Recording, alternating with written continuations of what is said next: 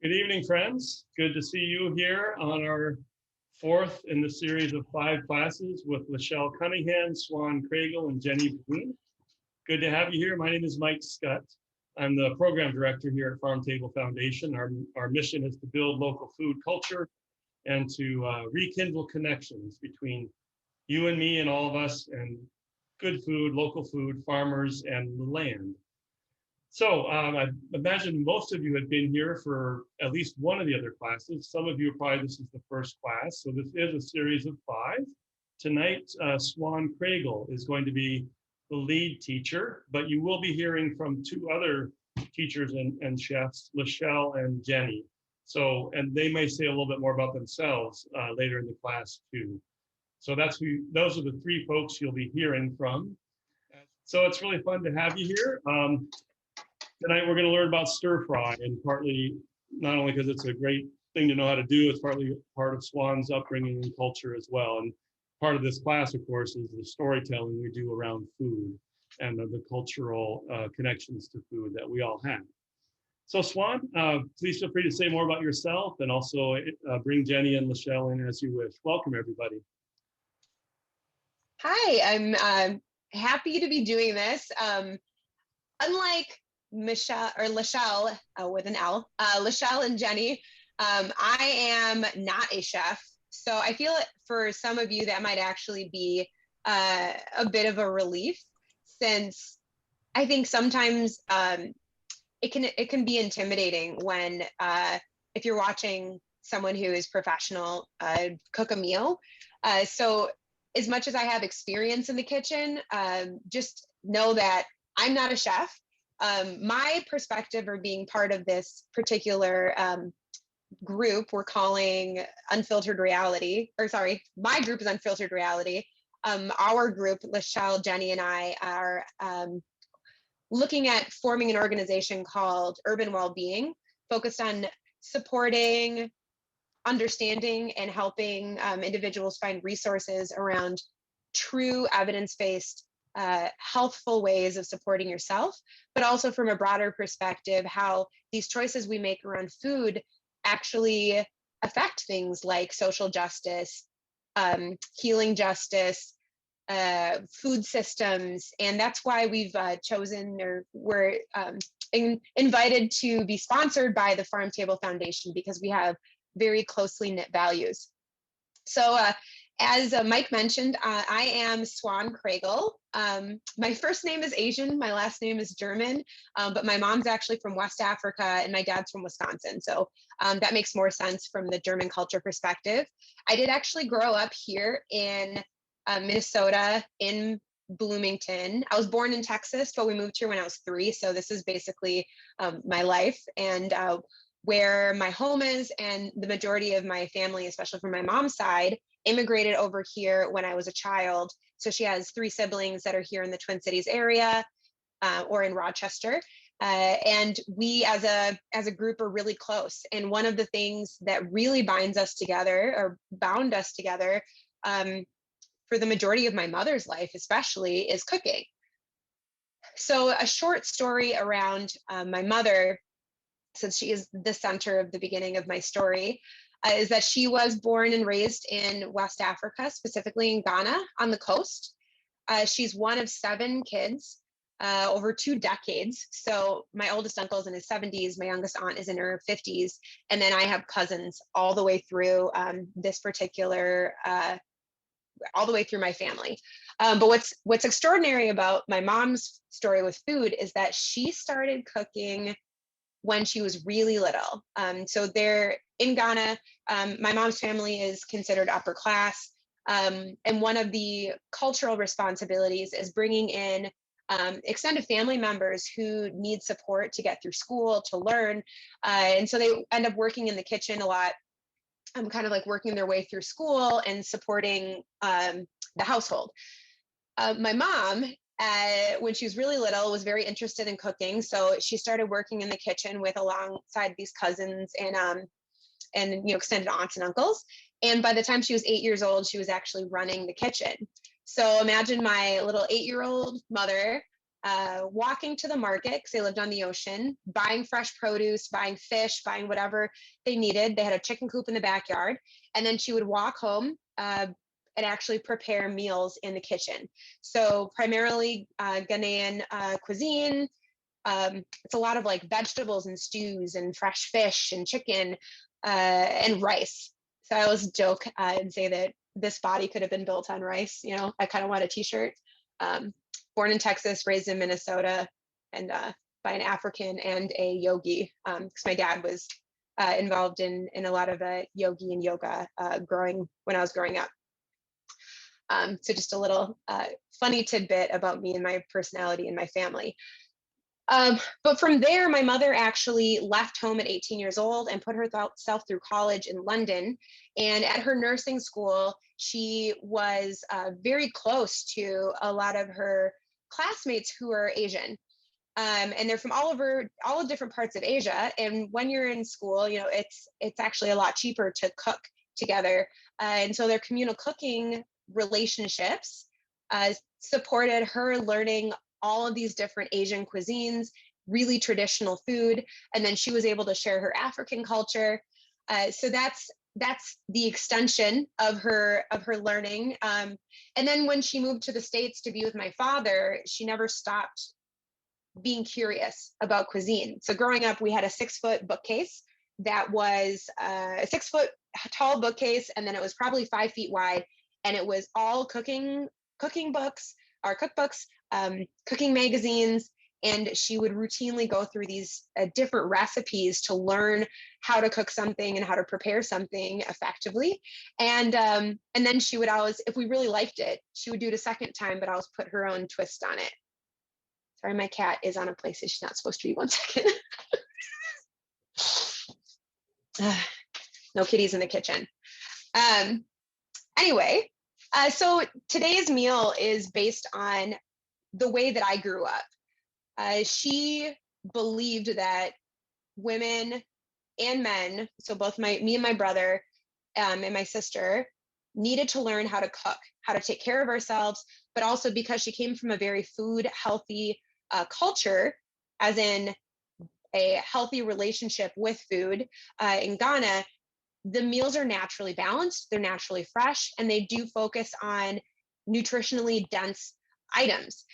So when I learned how to stir fry, which was my first hot meal, I didn't know it at the time, but I was really learning all these basic skills, from knife skills to nutritional quality. So, and I always laugh because she used to make us eat spoonfuls of Marmite or Vegemite.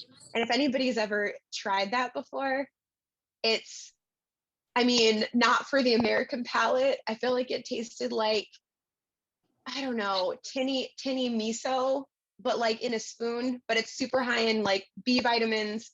And then also we had, you know, cod liver oil. It's like straight right out of the spoon. Did not enjoy it. Couldn't understand why we were doing it. And then flash forward years later, where there's all this evidence about how it actually helps with metabolic function and growth and is really good for kids. So my mom apparently knew some things through her culture, which I've pulled forward. So with that, I think we should jump into a little bit of cooking for those of you that would like to follow along.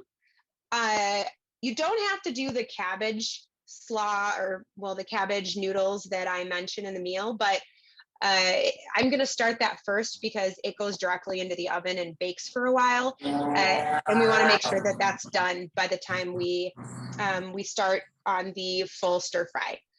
So while I'm starting to prepare the cabbage, I can jump in, but I want to make sure that Lachelle and Jenny have an opportunity to do a brief intro, since I am going to be asking them to chime in because I love their perspective and there's a reason why we're all working together. And they are very much a part of this series. This is just the one that features me. So Lachelle, Jenny, I'm here. do either of you want to start? Sure, I'll jump in. I know Jenny's on, but I know she's still driving right now. She just Hey, actually, let me jump. We're out you of ready? the car. Well, we're Okay. out of the car for a moment because I just pulled over. So I'll do that quick and then I am going to get back in the car. Hi, everyone. Sorry to be so obscure. I'm out in the Northwest with my daughter right now we're visiting colleges, doing a self-guided tour. So I am, as many of you know, Jenny Breen, chef, culinary nutrition educator. And this has just been a super fun experience to share the teaching with Lachelle and Suan. They're both incredibly knowledgeable, skilled, smart people, and we share a lot of passion and concern for health and well-being and sustainability and equity and all those things. So I'm gonna mostly be listening, but I'll jump in when I can, and I'm excited to watch Suan cook. So yeah, anyway, I'm Lachelle Cunningham. And my class was last week for those of you that were with us and are with us again. This is now our 4th session together. And yeah, so about me, I'm a chef. I have, like I said, a number of hats I wear. I have a business called the Healthy Roots Institute, where I focus on healing through the love of food, the art of food, and the business of food. And that has a myriad of ways of how I do that through cooking classes and retreats. I do culinary arts education as well as food business education, consulting and coaching. I have, I'm at the Good Acre. I work there also as a food, as the culinary education manager and running culinary education for our farm to school programming. And then I also am at the Neighborhood Development Center where I teach classes again around food business. So the Healthy Roots Institute and the business that I do, and then kind of the other work that I do in the community, it's all kind of intertwined. And so definitely have a love for food, a passion for food and healing through food. And I think that's really why Jenny and I have resonated for so long. And then Suan and I in the past year, Suan and I actually met during the pandemic when all of the kind of healers were coming together to support the community. And we ended up doing some community meals. And so ever since then, we just had, a kindred spirit and just an attraction to work together because of our passion for food and for healing and wellness and community community building and social justice. And so that's really why I'm here and really why we created the collaboration, urban wellness, as well as this series, storytelling through food, and just thinking about the impact of food, the social context, and all of those ways that we can talk, and really the communication around storytelling through food is really how we can, through our stories and our narratives, find that common ground, that equalizer, so that we can begin to build, continue to build. We're not just starting this, there a lot of work has been laid before us, but that we can continue that charge of really working, towards health and well-being for our communities, and also show social justice when it comes to access to knowledge about food and sharing knowledge about food. So, yeah, thanks, Lachelle. And as Lachelle said, we did connect. And I think the one thing I haven't mentioned about myself that really ties me into this group is that I am a health and well-being coach, but I've also worked in technology for, I guess, like 13 years now. And I really am passionate about finding ways to use technology in order to support the broader community and make sure that this vital evidence-based health information really makes its way into the minds and the hearts of the broader community, because there is so much like social media, fitness influencers that are sending out a lot of information, and I think a lot are well-intentioned, but it's the wrong information and it can be harmful for a lot of individuals. So I am here as an educator and as a supporter, but also kind of like a layman person who goes out and actually has like that 9 to 5, but is really focused on health and well-being. So let's go back to food. So what I've done so far is basically just chopped this halo of cabbage in half and then sliced it thinly. So I go like about fettuccine width in order to allow this to cook in a way where it has a texture to it that still has like a bite, kind of like a starch, but at the same time, is also soft. So you don't feel like it's the same texture as your broader meal. So basically just sliced this thinly along the way. I'm gonna throw the other half of this. So I made like a really big meal. And one funny thing I'll tell you about this particular meal is that I have typos in here because it's literally straight out of my brain. And recipes or guides, as we've actually mentioned in the past. So at the beginning of the stir fry recipe, it says you need to preheat your oven to 350 degrees. You don't. So if you have your oven on and you're only doing the stir fry portion, feel free to turn it off. If you are doing the cabbage noodles, all you have to do is turn it up to 400 degrees so that you can, it's basically start prepping this. So the cabbage noodles go into a big bowl. So, they're about the length of noodles too, which is what makes me happy. Some of the center pieces are going to get more curly, but that's fine. I feel like they have more bite, so they create a combination of textures. And then what I do is I take my oil, and you can do butter. So if you are a butter lover, don't be afraid to substitute some of these healthy fats for butter. I do always recommend grass-fed butter if you have access to it, but you don't have to use it, okay? I have this little gadget back here that does measurements, but I'm recommending in the recipe that you use about 1/4 cup of olive oil. Really what I mean by that is you want to make sure that there's enough in there so it coats the noodles, as we like to say, and allows it to cook effectively. So I'm just gonna kind of eyeball it based on this little cup that I have, but just to give you an idea. And you can't overdo healthy fats. That's one thing I can't overstate enough. And I know Jenny talked about it a lot. Lachelle nodded to it in her class. You cannot do too much healthy fat. There are specific restrictions around calories, and if you're trying to meet a specific amount of calories, but know that metabolically, it's very important that you get enough fat in your diet because it is actually the building block of hormones. And then also there's in your nervous system, all of the nerves that run through your body are coated by something called a myelin sheath, or myelin sheath. And the myelin sheath is literally like that plastic coating that goes around wires. So when that myelin sheath gets thin, that's when you start having things like nerve pain.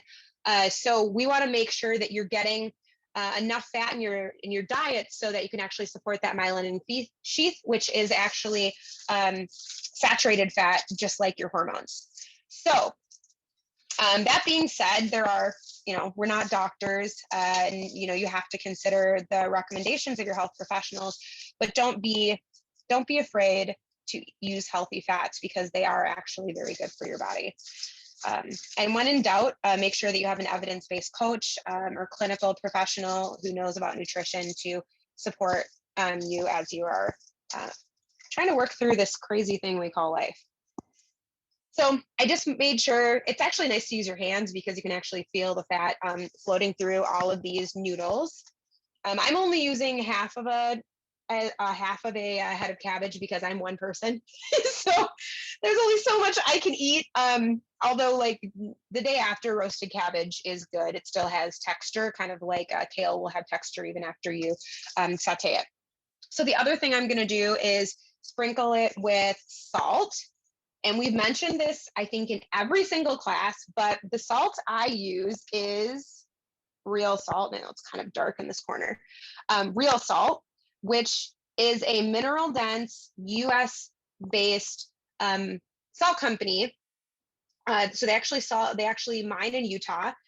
when you look at the packet, it actually shows you the trace minerals that are within the salt. So it is basically, so this is like I think the target salt. It is the target salt if you left all the minerals in it. And so that's why it has this beautiful pink color. And on top of that, it tastes really good. So there's a million reasons why real salts is my favorite, but also there are other options like pink Himalayan salt, which I know is really easy to find at most major retailers.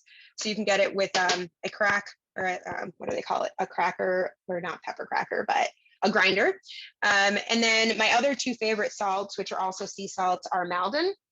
So I like to keep the regular and then also the smoked in my kitchen, which is a fun way to finish and add additional flavor to meals. So anyway, I just used regular real salt, and it's kind of the same thing. You just give it a nice light shake, and then voila, your noodles are done.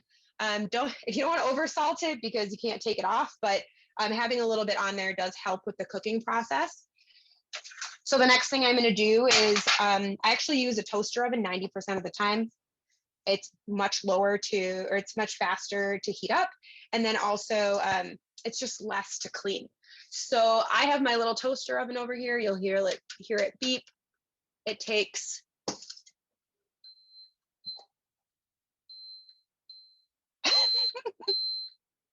there. Oh, I have a little, I'm gonna have to unplug this light because it is not happy that it's sharing a plug with it for some reason. Okay, so I'm turning it up to 400 degrees because I don't really have to preheat a toaster oven because it's so small. It'll be right up there at time. You can always do it, but you don't have to. And then I'm just dumping these noodles on here. Now, if you have a full-size cookie sheet, if you more evenly distribute it, it just cooks faster. So it's just basic science. So, I mean, don't worry about it so much, but we're going to stir this halfway through so that it at least starts to cook, or it does cook evenly, even if we have it piled on here. And it does cook down quite a bit, like a lot of greens do. So I'm going to go ahead and set my timer for 30 minutes. And that is the beginning of, or that's basically noodle prep besides stirring. And then I do say noodles, being healthier replacements within your diet has a lot to do with kind of calling it what it is, right? Because when you call like I don't know, almond milk, it creates a perception that it's automatically going to be the same. And so then people are like, this doesn't taste anything like milk. Well, it's not milk, it's made of almonds, but it doesn't mean that it's not good on its own. So I call them noodles because I use them as a base, but I mean, it's cabbage.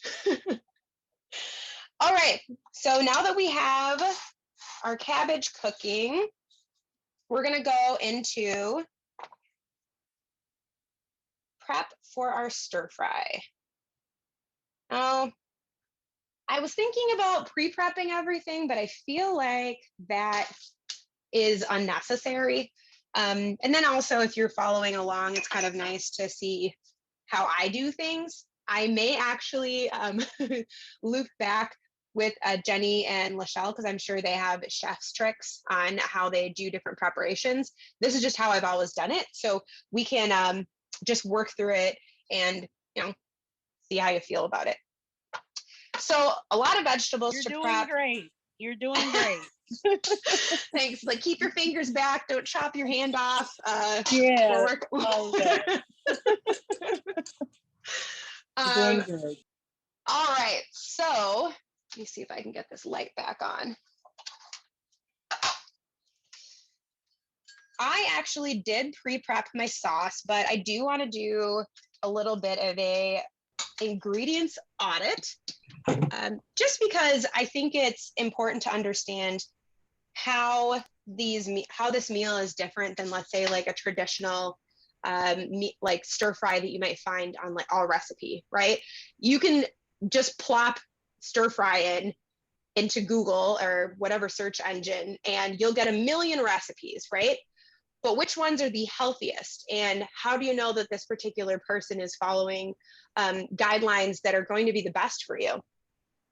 And what I've found is that if you stock your kitchen in a way where you understand how healthier substitutes work, it's way easier to take any of those recipes and basically make them in a way that is going to nurture your body more than the traditional recipe does. And a lot of that comes down to understanding how ingredients work in different scenarios. So this is my fully made sauce. Fun fact, when I was making it, I forgot oranges. So I had passion fruit juice in my fridge. And so I made it with passion fruit juice. So that's an example of, hey, sometimes you just gotta improvise, and it's okay. And if, I tasted it and I was like, I mean, I prefer the orange, but it's not bad. And it's a ingredient that is actually still relatively good for you, as long as you have a juice that doesn't have those added sugars in it. So the fully made sauce is here. And another thing to say is that it's stable. So the arrowroot or the thickener will settle in the bottom, but all you have to do is give it a quick shake to remix everything. I loved what you were saying about making substitutions. And what I like to talk about, I agree with you. If you have your pantry really well stocked, then any choice that you have is a good one. Yep. And also, I like to just have people think about what the function of any particular ingredient is. So when you had orange juice, it was kind of an acid and some sweet. And so the passion fruit was a great alternative. So we don't have to be beholden to recipes if we don't have an ingredient. We can still make the dish. Yes. And what's the worst that could happen? It doesn't taste that great. I mean, that happens all the time in life. Like, mistakes just happen and we work through them. And I mean, I don't know, you have to dump out some ingredients. It's not terrible, but anyway. Oh, and I see a question just came through from Jody about sesame oil, like what's better, toasted or not. It all comes down to what flavor profile you like. There really isn't a better version. Jenny, you were talking about toasting, right? How it brings the oils to the surface and so it changes the flavor a bit. Do you want to talk about that? Yeah, so toasting, from my perspective, really, it draws out the oil and it also just enhances the flavor and kind of tenderizes the nuts. I was just, I think Jenny was saying that toasting brings out the flavor in the the spices, and you want to get that right balance of aroma, right, to come out. And aroma has everything to do with the flavor, right? Because like 80% of taste has to do with our smell. And so that aroma and the toasting and the development of the flavors, and also you start activating certain elements and certain vitamins and things when you start changing and doing that. So yeah, I think that's what did she say? She just wrote something in the chat. It draws out and the flavors and makes the flavors more accessible. Exactly. So. And Suan, there's another question as well. Yeah, about the chicken. I tried this and wanted clarity if the chicken was supposed to be marinated or just fried with onions. And was the sauce supposed to be used as a marinade as well as what you put in the stir fry? It's a preference thing. And also an example of one of my typos, because I kept going back and forth on whether or not you would add sauce in. The reason why I wasn't doing it was because of the arrowroot and the thickener inside. So what happens when you cook with arrowroot is it gets thick and kind of weird on the outside. So I chose, just for this recipe, because you can really go either way, to omit the marinade and just cook the chicken in salt and pepper. But you can go either way. I would just not use the arrowroot in the initial sauce and then add that later so that you get that thicker consistency in the bottom. But it's really up to you. Thanks, Jody. She said it was Now, delicious. when you add the arrowroot, don't you need to suspend that in water before you add it in, just like you would cornstarch, or do you just add it in? I just added it to the sauce because it's so liquidy. No, you know, no, it I has mean if you add it later. If you add it later, how do you add it in? Because in the sauce, you're suspending it in the sauce.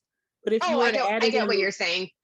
yeah, Yeah, I get what you're saying. I would just put it in like a jar and shake it. with a little bit of water, right? I mean, like if you feel like the sauce is already thick, but if you have enough volume, I don't. Well, I mean, no, you could. so when you use cornstarch, so if you don't put the cornstarch in the sauce at the beginning, when you mix it into the actual dish later, you have to suspend it in water. You can't Oh, just shake it over the I top of the food. You have to I see suspend what it in you're water saying. or it'll clump up and get lumpy. Yeah, So I do know. you have I to get do what that? you're I'm saying. assuming you have to do the same thing with the arrowroot. Yes, you do. Right. Okay. It's Yeah. called a So if you're slurry. It's called a slurry when you mix the starch thickening agent with water. It's a slurry that you're making, and then you pour that in. And now with cornstarch, you actually, I believe with arrowroot too, Jenny, you can correct me if I'm wrong, but you have to actually heat it up to activate the thickening agent. If you just pour cornstarch in and you don't suspend it in a little bit of water. So basically what I do when I'm going, like if I have a dish and it's a little too loose and I want to thicken it up, usually I'm gonna do something like make a roux or something to prevent my sauce from being too loose. But if I need to fix a sauce or make it thicker later, I'm going to make a slurry out of cornstarch and water. And you have to put a little water with the cornstarch and whisk it with your fork and suspend because if you just pour the cornstarch in, it'll be little clumps, right? oh yeah, So and I think we were talking about different stages. So yeah, what we I meant were, by because if you the add it into the sauce, it's fine. But if you add it in later, you have to make a slurry, is what yeah, I'm saying. I agree. Yeah, what I Yeah. was just to clarify what I was saying is if Okay. you were going to use this as a marinade, you would still want to cook the chicken without the Right. sauce. I mean, obviously don't taste Okay. it after it's had raw chicken in it, but that Right. you could, as long as you add the cornstarch or the arrowroot into the sauce before you like use it. Right. Yeah, that's yeah. So yeah, I think we were saying the same thing, but at different stages or different So prepping techniques. let me just clarify for everybody so it's clear. If you're making the sauce as Suan did, you can put the arrowroot right into the sauce and whisk it and shake it up, and it will suspend into the sauce like how she has it. However, if you decide to put the arrowroot in later and thicken the sauce later, then you have to make a slurry, which is basically mixing your starch agent with a little bit of water in a little cup, and you just whisk it with water, not a lot, maybe like a quarter cup of water and maybe 2 teaspoons to a tablespoon of your starch, and then you whisk it. And then while your dish is in the pan cooking, you pour your slurry in, and then the heat will actually activate the thickening agent. I hope that makes sense. Chef's tips. Chef's tips. Did that make sense? I'm sorry, I didn't want to go on a tangent, but I wanted to make sure that, because I don't want anybody to have clumpy sauce. That's what I'm trying to prevent. Yeah, that's not delicious. I can attest to that. Okay. And since we're talking about arrowroot or cornstarch, I was talking earlier about how do you upgrade your kitchen, right? Because of how corn has changed over the course of basically like modern history, I don't like to use it in a lot of things because it's really hard to figure out the sourcing. Arrowroot is another starch option that you can actually use in baking as well as cooking, like as a thickening agent. That's just better for you. So super easy change out, right? It's just buying like a bag of arrowroot like this. and having it in your kitchen in the same spot that you would have your cornstarch. So just another option, another trade out, because some people do have underlying allergies when it comes to corn, and it tends to be in so many things that it can be a compounding effect. So, when in doubt, I actually just omit grains in certain areas of my cooking. So that's why I use Arrowroot. Okay, perfect. So that is one ingredient on our ingredient list. The other one that I feel some of you may not I have the same arrowroot. I have that You do? same, yeah, I have the same one. Yeah, Bob's Red Mill has some good stuff. Yes. So I'm pretty happy with that guy.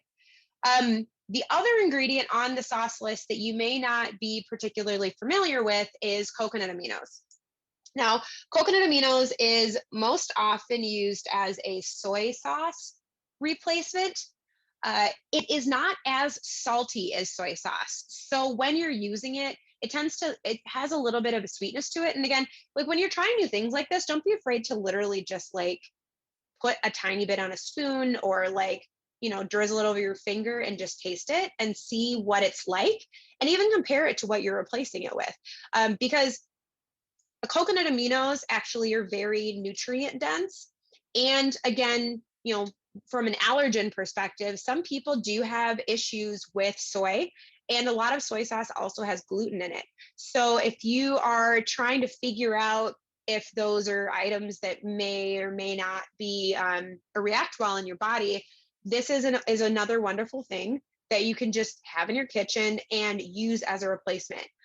It's also kind of tastes like tamarind sauce, which I think some of you might be familiar with from Asian cooking, especially if you do sushi or any kind of like raw fish dish, Japanese style. So that's another option, but again, different consistency.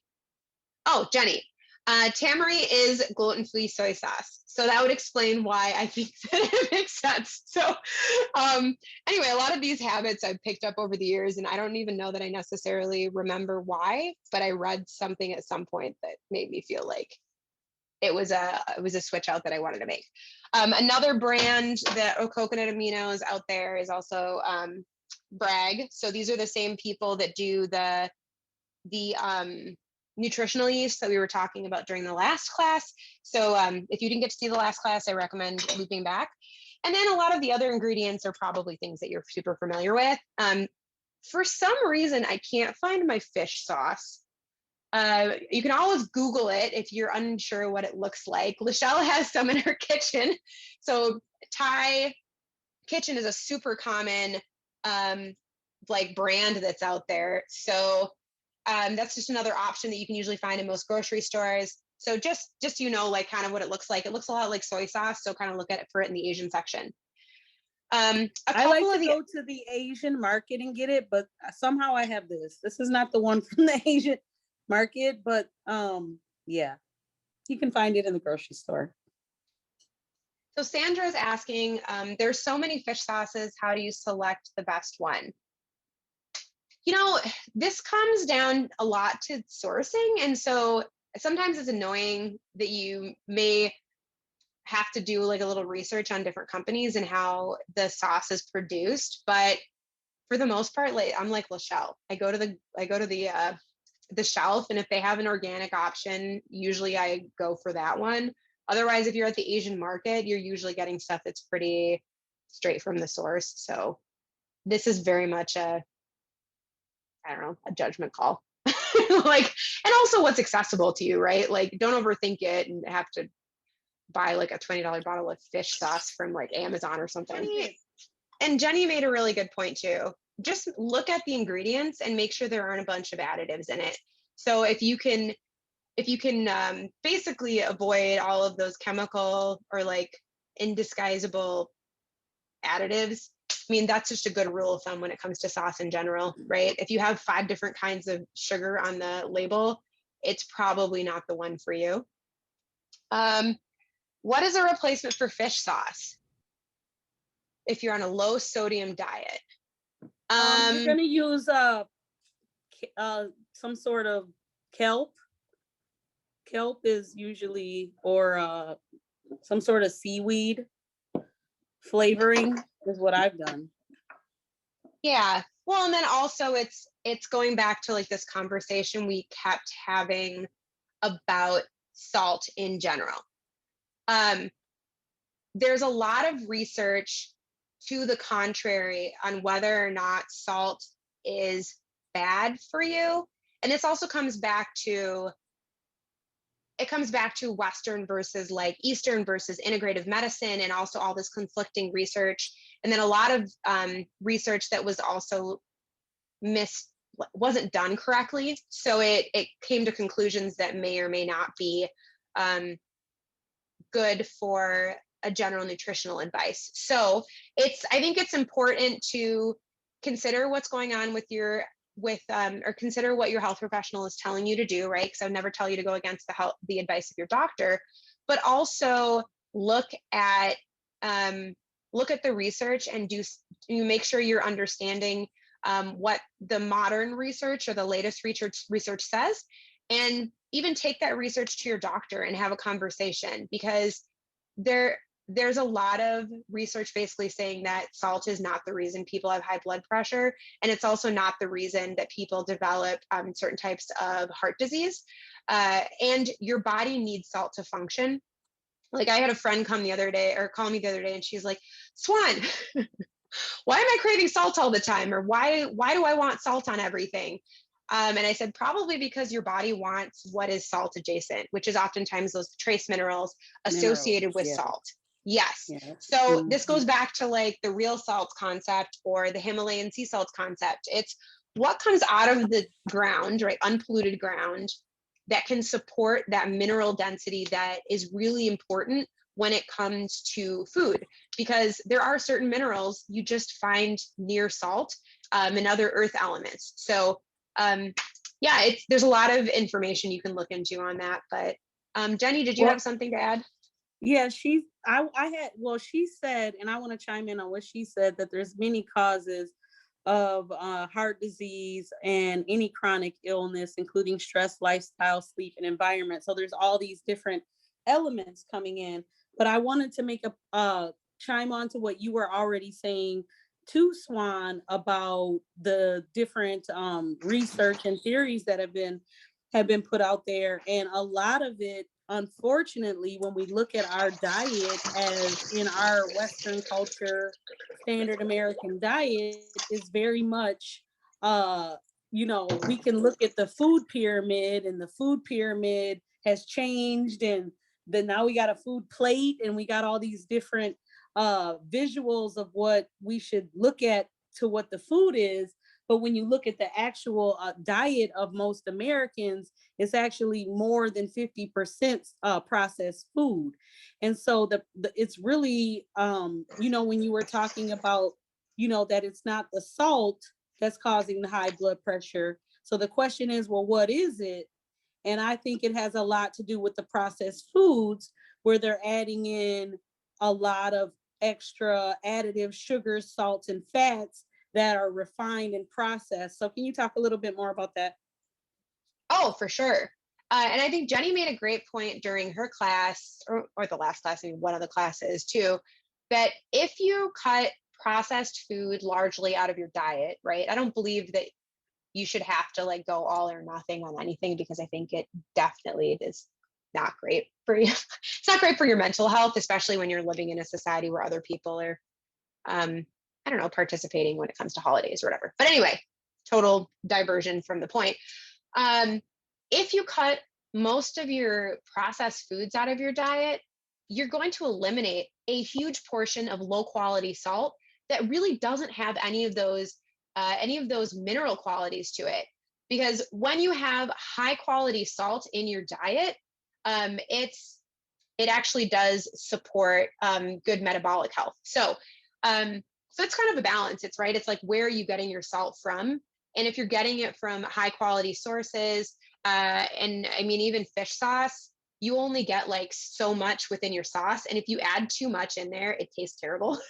So it's hard to add too much fish sauce to a sauce. But if you're really concerned and want to make sure that you're sticking to that lower sodium diet, kelp is a good option because it does have that natural mineral taste to it, which supports everybody.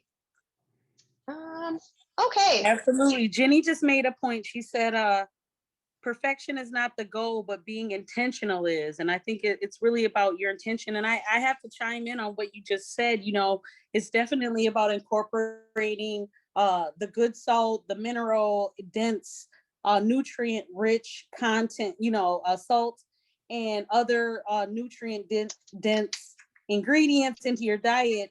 And, you know, like, I'll just say me personally, you know, it's a struggle, you know, and I'll just talk about my personal journey, you know,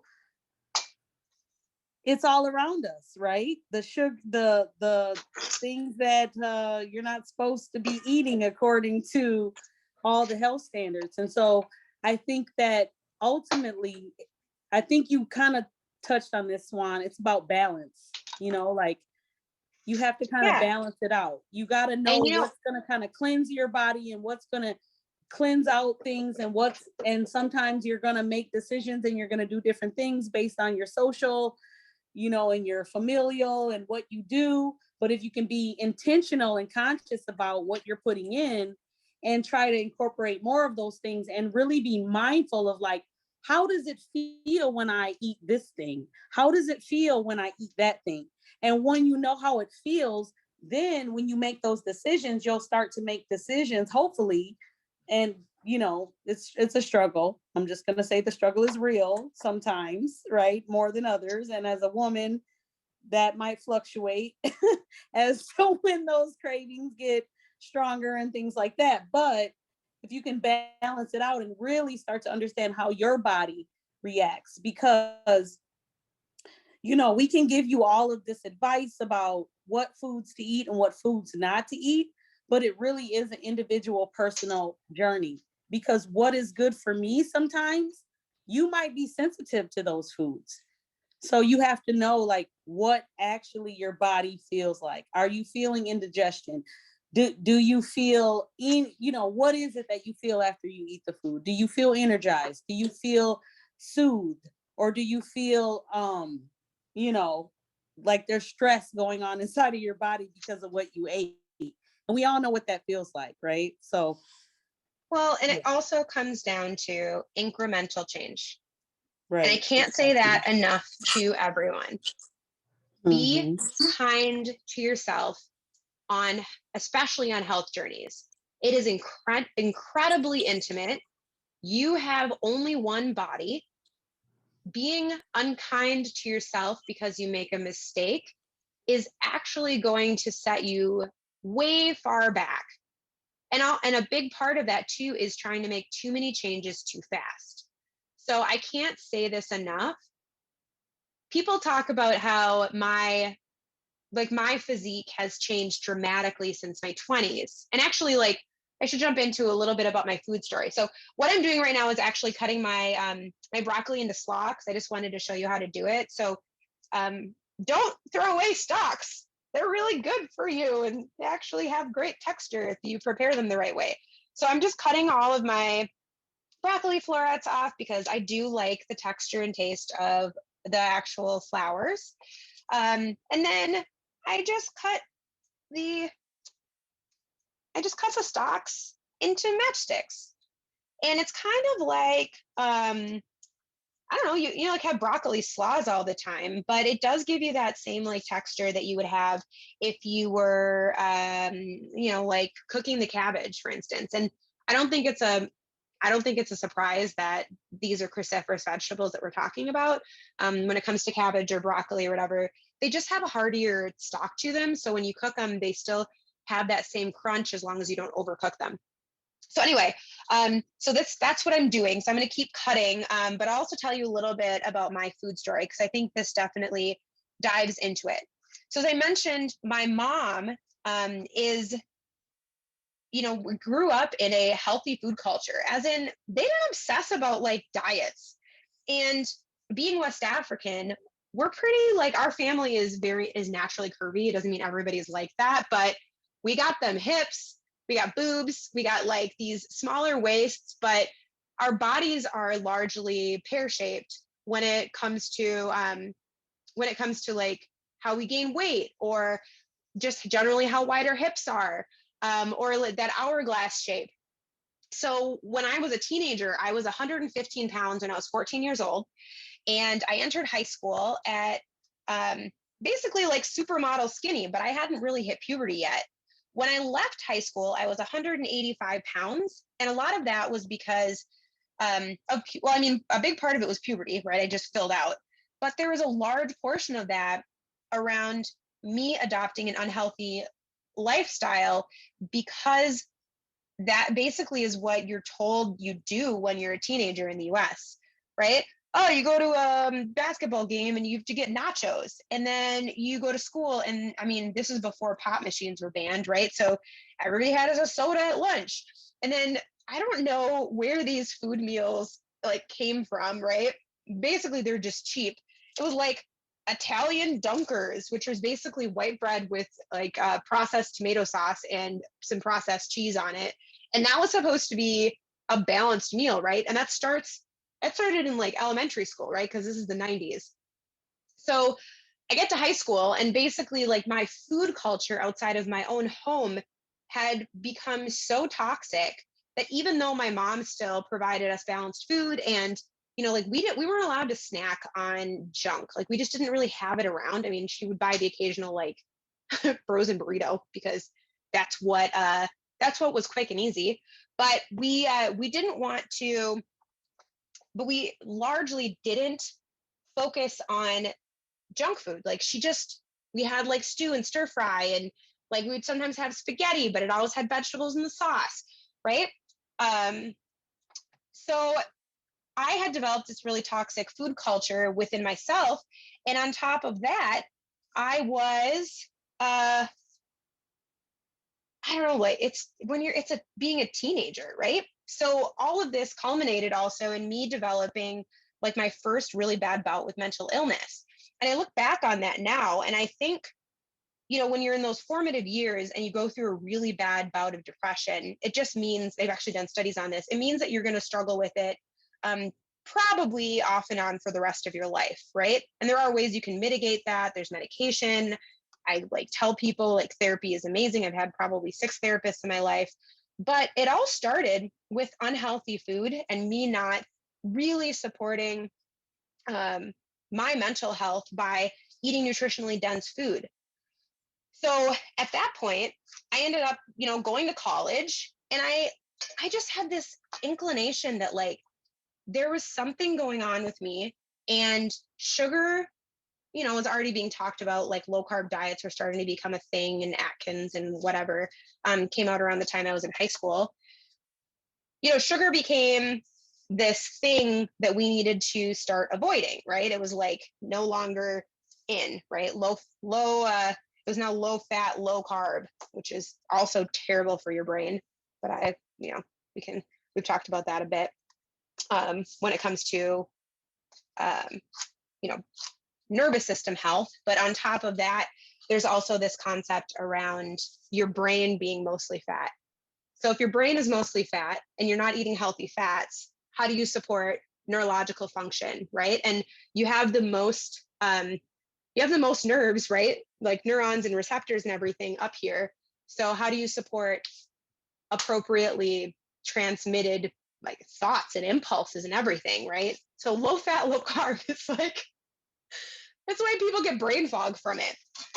Anyway, I'm gonna go ahead and prep my chicken. So I'll step out of the camera for a quick second, but I'll kind of complete telling my story and my turnaround. So in college, I actually started wanting to be a fitness model. So I started looking at all of these bodybuilding.com, and they were like, oh, well, you have to avoid sugar. Like the number one thing about losing weight and gaining muscle was that you had to reduce your carbohydrate intake and you have to increase your protein intake. So in college, I started cutting out things like cereal. I started cutting out like popcorn. I realized like the sheer quantity of carbohydrates in like this like homemade granola I used to make my classmates. And I even found out years later that I have a I have an oat sensitivity. So I actually don't do well with things like oatmeal. And I used to eat a ton of that when I was younger. So it's an example of not everybody has an oat sensitivity, but I would recommend you making sure that you are, responding to what your body needs. So anyway, this is my pound of chicken. Oh man, this needs to be drained more. This is actually organic from Costco because they do source from humane farms, and then it's just more sustainable, the practices that they adhere to. So anyway, this is chicken thighs from Costco, and when animals are treated well, the fat that you get out of the muscle is also better for you. It's more nutrient dense. So if you're going to go with a like healthy animal, right? I call it happy meat. I like to eat happy meat. If you're going to go with a protein that's higher in fat, make sure that it's grass-fed beef or that it's humanely raised, sustainable style chicken if you can, right? This all comes down to source and what you have access to. But I mean, that fat is really tasty. It makes the meat really juicy, and it actually is very good for you. So that's my short blurb on fat in protein. So I'm just going to lightly salt my chicken, and I'm heating up my oil and fat, or my fat inside of my pan. Where was I? So that was the beginning of my lower carbohydrate diet. That was the beginning of me starting to cut sugar out of my diet. And I saw a dramatic difference in my body makeup. I immediately started losing weight when I did two things. I cut sugar largely out of my diet, like processed sugar. And I started seeing a therapist who got me on a correct medication that supported me getting out of a depressive state. Because when you're depressed, your entire body slows down. So this isn't just you feeling sad. It means that your metabolism is slowing, your brain function is slowing, and it is really hard to do the right things when those functions aren't properly, firing. So this is another place where it's really important to make sure that you're being kind to yourself and that you're seeking support that can really help you. So between my depression medication, my low sugar diet, and then the fact that I was already kind of obsessed with weight training because of bodybuilding, my body just changed. And I had friends talk about it. Oh, are you on a new diet? And I was like, not super different, but it's clearly working and I feel good, which was the most important part. And so that's how I got into health and fitness. And I switched my degree to health sciences, and I moved into this world and this exploration of how do I optimize my kitchen? How do I optimize the food that I'm eating so that I can continue to make progress forward? And I want to emphasize again, it was incremental. I even started doing intermittent fasting and keto when I was probably 23. I'm 36 now. And I did it off and on for a few years, really did my research, really made sure that the supplements and that the way that I was constructing it was correct. And progressively over the course of those years, with me just trying new things, circling back, being kind to myself in that process, I've consistently dropped my body fat down over the course of those years. So I'd say I probably lost 15 to 20 pounds over 10 years, which feels kind of upsetting and it takes too long. But I just say that because that was effortless. I just made sure that I was exercising in a way that was healthy, that I was upgrading my diet consistently. And it doesn't mean that I didn't regain weight and have big weight loss periods, but it's really important to be kind to yourself throughout this process. So if that's on your mind, I know it is in our culture is kind of obsessed with weight, just know that you're not alone, and it's okay to, fall off the wagon, because when you stop looking at it like that and you start just making sustainable changes within your own life, it's much easier to be happy. And there is nothing like transforming your body and your skin and everything like happiness and nourishment. So I say this constantly to friends, family, to the clients that I coach, because I do functional coaching, and then also like that well-being coaching, or even around like mental health and like supporting changes that can transform your life, frankly. So not one size fits all, but I'm definitely here to support people when they're ready to make changes, because you can't force anyone into that. So I'm just going to crack some pepper on here. This is an example of how like I try to keep a sterile workspace when it comes to like food I'm going to eat raw. But this is definitely not how a chef would do it. All right, so I am just throwing my kitchen. That would be really heavy. I'm throwing my chicken into my cast iron skillet, and I'll move my camera here in just a second. I don't think you can see it, but along the edge of my cast iron skillet, and this is actually what I picked up at Costco around the time I bought my condo, there's actually iron.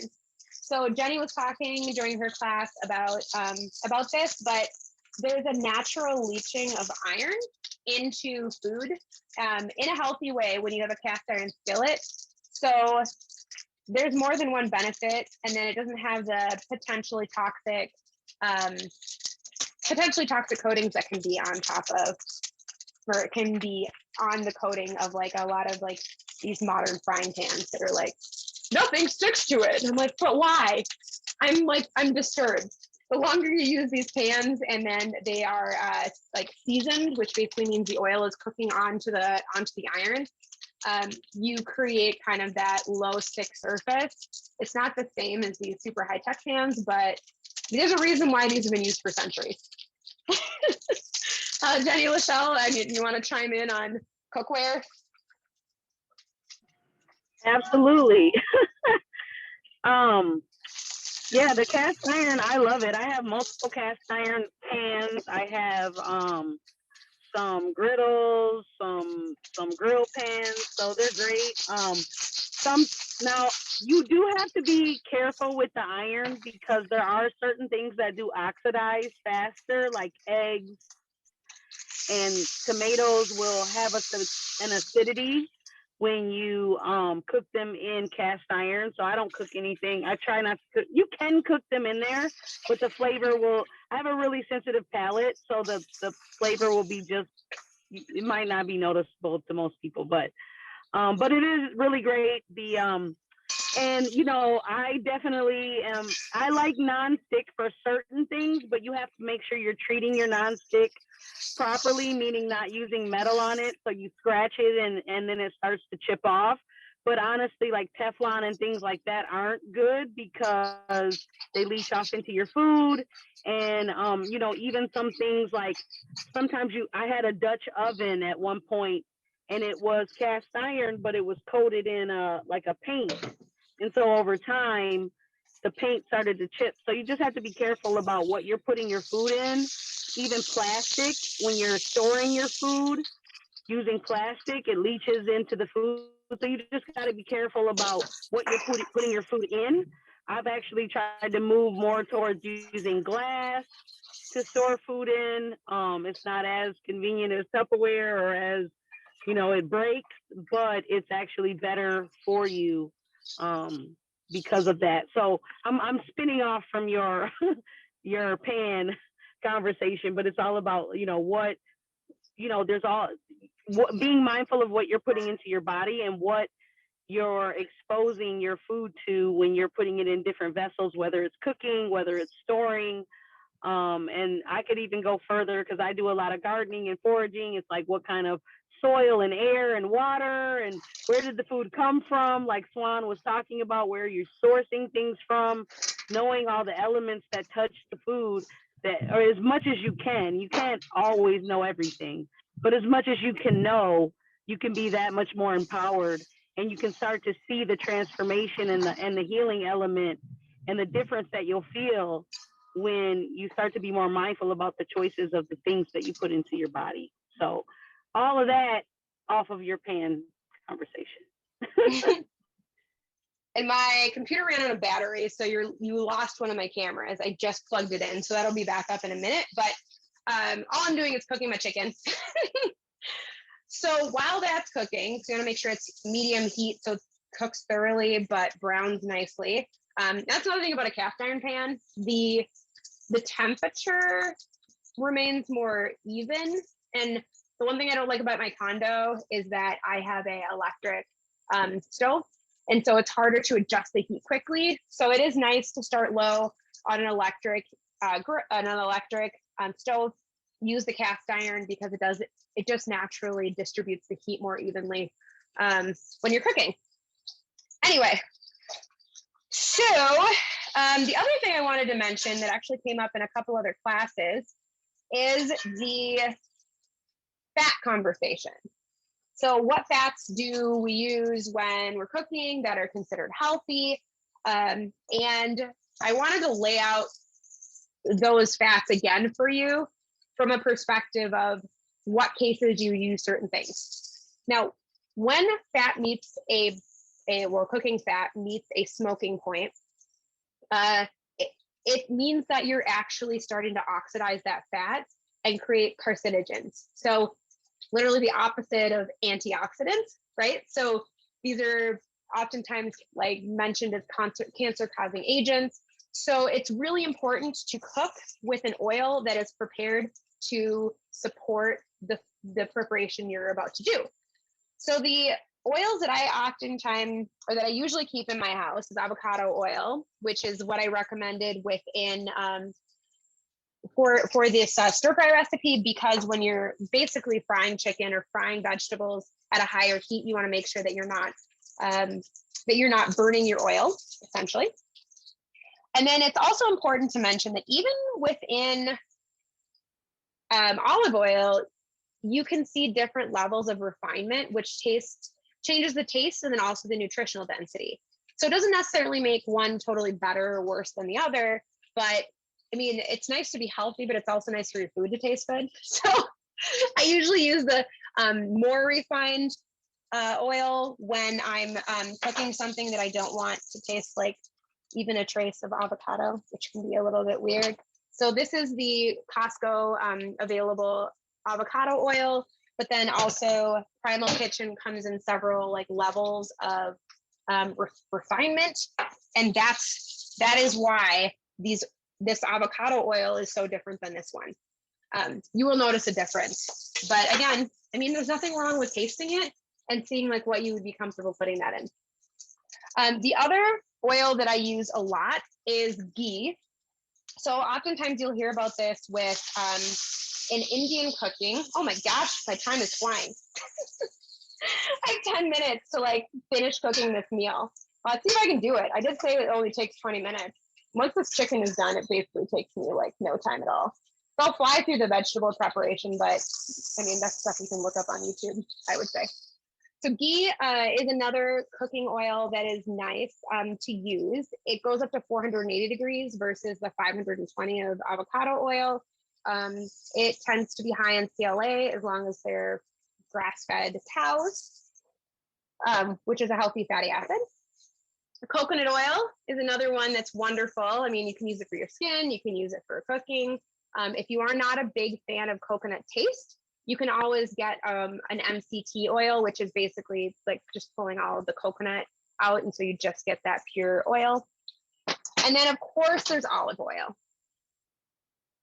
As much as people love to cook with olive oil and especially like fry with it, it just smokes really fast because you're really only supposed to like go up to about 300 degrees with olive oil. So this is really meant more for low heat cooking. So it's good to have like several options within your kitchen depending on the recipe. So it goes back to being well stocked. Let's see if I can quickly get my computer back up and running.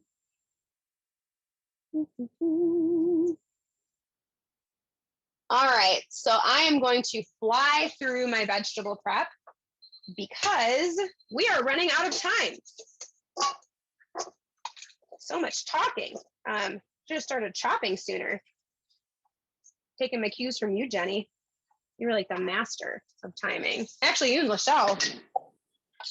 No, Jenny is definitely the master, and time flies when you're having fun. And I hope everyone finds this helpful. Sounds funny. I talk a lot, but I do love questions and comments. So if anything's popping up, happy to be interrupted.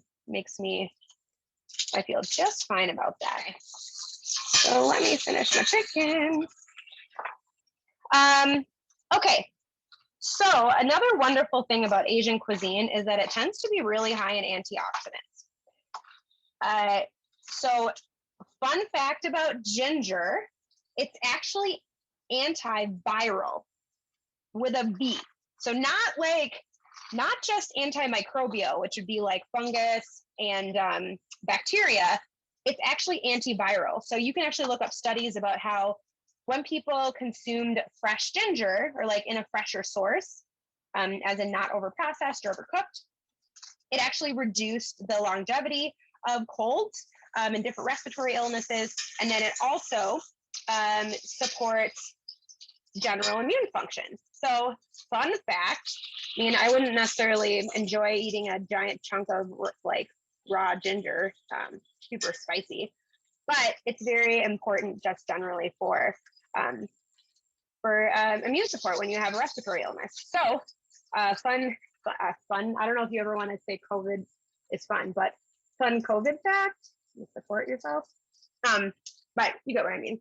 So what I'm gonna do is throw my chicken off to the side because I have another stainless steel pan here.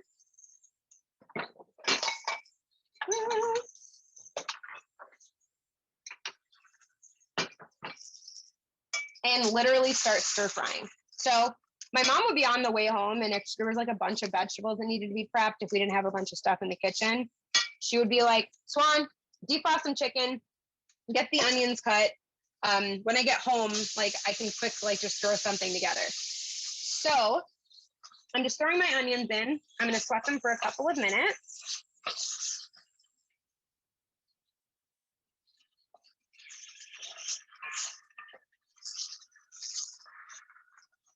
Okay. I can show you this. It's more interesting than staring at an empty chopping board. But I was mentioning ginger and garlic. While I always recommend for nutritional density to go with the fresh stuff, this is what I do when I'm like pressed for time. I just like having these tubes, and I like them even more than having the like jars, because you don't necessarily have to like, you don't have to futz around with like a tablespoon or like trying to find a utensil. You can literally just squirt it into the pan. And I would, if you aren't super comfortable with measurements and you don't really know how much of different things you would put into a meal, it is good to use measuring spoons, especially when you're trying new recipes. But I mean, this is the way I learned to cook for my mom, because I cooked repetitively, like different recipes. Therefore, you just start to get kind of like a muscle memory around measurements. So ginger and garlic, super good for you. I like to sweat my onions for a little bit because it does caramelize them, as the chefs have mentioned in previous classes.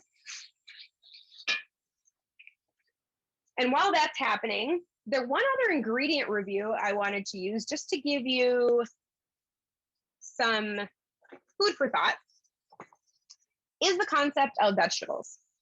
So I would actually call veggies on our recipe my third typo.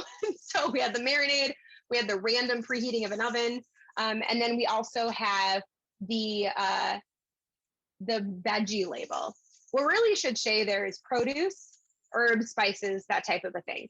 Because if you run down the list of quote unquote vegetables in that list, only one of them is actually a vegetable. But Swan, sweet peppers are always considered a vegetable. But Swan, when I eat snow peas, those are definitely a vegetable. They're not. Peppers are actually a fruit. And especially spicy peppers have a certain element in them that make them a nightshade. Tomatoes are even a nightshade, and they're a fruit, right? So I mention these things because there's this carb allergy in the world, like carbohydrates are the devil.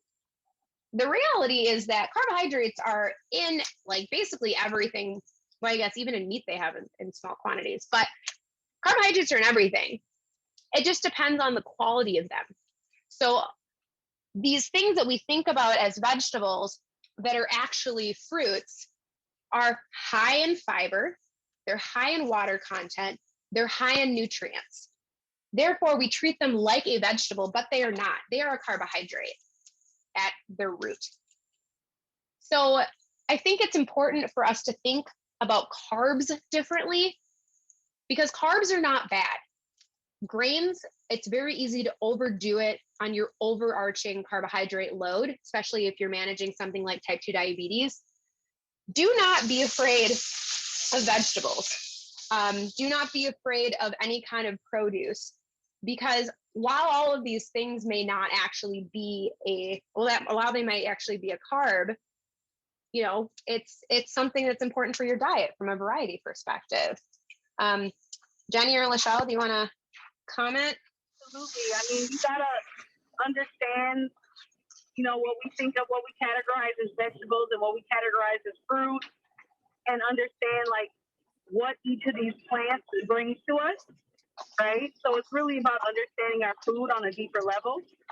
And I think that what you're saying is true. And there's so many hangups in, I mean, depending on what diet you might be going for, you know, there's so many hangups in our, you know, society about what we shouldn't be eating. And that's where I always bring it back to, I keep bringing it back to this, what does it make you feel like? And the more that you try to incorporate more fruits and vegetables and those carbohydrates, along with the healthy fats, along with the healthy minerals and the other micronutrients and things that you need, the more that I know you're going to feel better, but you're going to have to attest to that yourself. Jenny, what were you saying? Yeah, I think I would just second everything that you all both said. And just again, the one thing we know, like we know unequivocally for all people, is that real food is best for us, right? And real whole food, right? So as whole as it comes, the way nature makes it, is what we want to strive for and emphasize. And of course, there's elements all around us that aren't those things, that are pleasurable and enjoyable and add other things to our lives that are important too. So if we can make most of what we eat, those things that, as Lachelle said, make us feel good and, you know, encourage our well-being, and most of that will be real whole food, then we're in really good shape and we don't have to follow any particular rules per se. Yes. Yeah, because even like, just to round out the point, a carrot is not a vegetable, it's a starch. But when combined with the fact that it is dense in fiber, that it is waterlogged, that it has that beta carotene and all those additional nutrients, carrots aren't bad. You just don't want to overdo it, right? You treat them like basically like a low carb version of potato. So I would make sure that you're thinking through and not limiting yourself when it comes to your food. So as I promised, we have like 5 minutes left, and you saw how quickly this actually cooked and came together. So I just wanted to cook it long enough, and I just threw like my peppers in here real fast. And I also threw in my snow peas, which are a legume. They are actually not a vegetable. So it's just another example of how like there can be carbohydrates in all forms. There's just healthier, lower glycemic load, which means that it doesn't increase your blood sugar the way that refined vegetable or refined carbohydrates do. So all that, like basically all the junk. So I'm just gonna throw my sauce on here. Instead of orange sauce, my passion fruit sauce. If you didn't catch that earlier, and you hear it quiets down a lot. So when when we're cooking, right, we want to make sure that the temperature comes up and starts to simmer. And that's when the arrowroot will really start to expand and create that like creamy sauce. Now, this whole time, my cabbage has been cooking and I totally forgot about it. And I set it for a longer time because I wanted to make sure that I didn't undercook it and I didn't get distracted. Isn't that ironic? But it was cooking back there. And does anybody in the class actually tried the cabbage noodles? I'm just curious, like if you want to throw a comment into the chat or even share. I think it's, for a lot of people, it's surprising how it tastes and what it's like. Oh, and what size pan are you using for veggies? This is like I'd say this is like the size of a small pizza, so like a 12-inch pan. And then it's, I don't know, probably 5 inches deep. So usually you can find like a saucepan type of cast iron pan, and like mine actually came with a kind of like a skillet size, and then they work as like a bottom and a top, which is also nice when I'm doing stuff in the oven. So that is the size saucepan. Remember also that I did a lower volume than I have in the recipe. So I think you probably could feed like a family of 4 with the recipe that I provided you. So, just adjust it as you need. I would just cut it down if you're a single, you live alone like me. But if you're feeding a crowd, just amp it up. This is one of those things where it's very ratio driven, like a lot of recipes.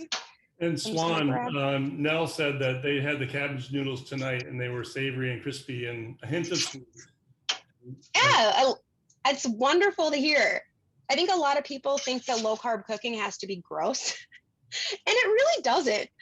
It's just about finding things that are good. So like another thing a lot of people are doing nowadays is like a cabbage or cauliflower rice too. Cauliflower rice is great, but if it cooks too long, it can get kind of a mushy texture. But if you are a person that likes more of that hearty, like brown rice texture, there's a lot of recipes for cauliflower rice that call for nuts. So like really thinly sliced nuts. Cashews are really yummy because they kind of give you that like creamy texture after you chew them up. But that's it. So remember, I was like, oh my God, we have 15 minutes left. How am I going to finish this in time? Ta-da! We did it with 2 minutes to spare. I got my cabbage noodles, which, as I mentioned, I slightly overcooked. Here, I can come here. I slightly overcooked, but I mean, whatever. They have the right texture. And the last thing I needed to do, come on, Swan. This is what happens when I was like, we're done. I have to throw my chicken in here. What's going on, guys? I don't know. I feel like my brain's going. Here we go. I'll just grab my fork and throw them in here. And I only use like a 1/4 pound of chicken because this girl can only eat so much by herself. My cat doesn't help at all. All right. So there you go. Stir fry. So if I wasn't gabbing so much, you can see how this would only take 20 minutes. And when you have like a fast dish like this available to you, I think it makes healthy eating easier, and it takes away some of the excuses around I don't have time to make sure my family has like a healthy meal. I think it's just a matter of having healthy sauces in your fridge, having fresh produce available, and then having some meat in your freezer, or like Jenny used tempeh in our first class. So like there's meat options or non-meat options that can give you like a great texture, and umami that like meat offers. So that is my little stir fry recipe. That's my food culture story. Thank you so much for joining and supporting us. As we mentioned earlier in class, we are, starting this broader organization called Urban Wellbeing, which is meant to bring information like this to the forefront and also come from a culturally relevant perspective that helps us really bond ourselves as a community. Because when we start to understand that food binds us all and that we also have these like common struggles, I think it's easier to share and be together and really feel like you're part of one big family. So while I'm not Asian and my first name is, I have my Asian food. You know, it's cross culture, but it's also the story of like what we want America to be. So yeah, thank you so much for joining. You know, I don't know if Mike, if you have anything to say in closing. I mean, he has offered or sends out all of the information in order to get in touch with us. We don't officially have our urban well-being site up yet, but we are working on it. We have an FAQ list that we've been compiling that we're planning on sending out before the end of class. But yeah, we have another class in 2 weeks. Yeah, just want to say thank you, Suan, Jenny, and Lachelle, especially Suan tonight. And Jody does have a question. So the cabbage noodles are supposed to be crisp? Oh no, I No. way overcooked those. You overcooked them, Jody. Yeah, I would say like if it was 20 minutes less, I mean, you can get them a little bit brown, but those suckers are burned. So an example, you know, sometimes we just make mistakes, but if you actually stick with the 30 minutes that I have in the recipe with a preheated oven, there's no issue. I was just distracted. So have a good evening, everybody. Thank you for coming. Thank you. Bye. Bye-bye.